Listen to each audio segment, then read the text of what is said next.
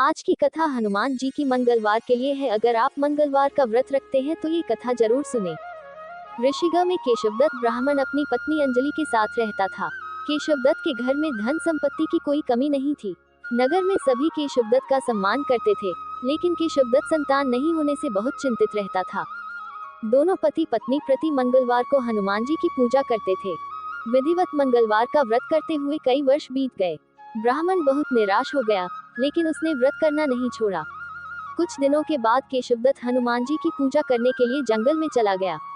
उसकी पत्नी अंजलि घर में रहकर मंगलवार का व्रत करने लगी। दोनों पति पत्नी पुत्र प्राप्ति के लिए मंगलवार का विधिवत व्रत करने लगे।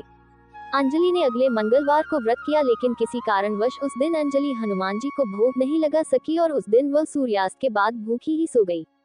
अगले मंगलवार को हनुमान जी को भोग लगाए बिना उसने भोजन नहीं करने का प्रण कर लिया। 6 दिन तक अंजलि भूखी प्यासी रही। 7वें दिन मंगलवार को अंजलि ने हनुमान जी की पूजा की, लेकिन तभी भूख प्यास के कारण अंजलि बेहोश हो गई।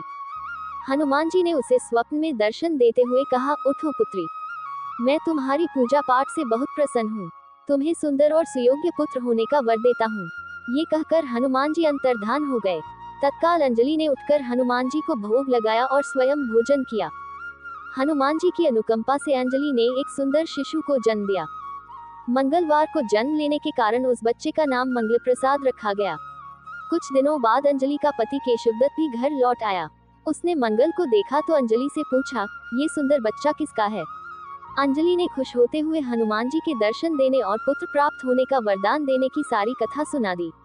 लेकिन केशवदत्त को उसकी बातों पर विश्वास नहीं हुआ। उसके मन में पता नहीं कैसे ये कलुषित विचार आ गया कि अंजलि ने उसके साथ विश्वासघात किया है। अपने पापों को छिपाने के लिए अंजलि झूठ बोल रही है। केशवदत्त ने उस बच्चे को मार डालने की योजना बनाई। एक दिन केशवदत्त स्नान के लिए कुएं पर गया। मंगल भी उसके साथ था। केशवदत्त ने मौका देखकर मंगल को कुएं में फेंक दिया और घर आकर बहाना बना दिया कि मंगल तो कुएं पर मेरे पास पहुंचा ही नहीं। केशवदत्त के इतने कहने के ठीक बाद मंगल दौड़ता हुआ घर लौट आया। केशवदत्त मंगल को देखकर बुरी तरह हैरान हो उठा। उसी रात हनुमान जी ने केशवदत्त को स्वप्न में दर्शन देते हुए कहा, तुम दोनों के मंगलवार के व्रत करने से प्रसन्न होकर पुत्र जन्म का वर मैंने दिया था, फिर तुम अपनी पत्नी पर शक क्यों करते हो? उसी समय केशवदत्त ने अंजलि को जगाकर उससे क्षमा मांगते हुए स्वप्न में हनुमान जी के दर्शन देने की सारी कहानी सुनाई। केशवदत्त ने अपने बेटे को हृदय से लगाकर बहुत प्यार किया। उस दिन के बाद सभी आनंद पूर्वक रहने लगे। मंगलवार का विधिवत व्रत करने से केशवदत्त और उनके सभी कष्ट दूर हो गए।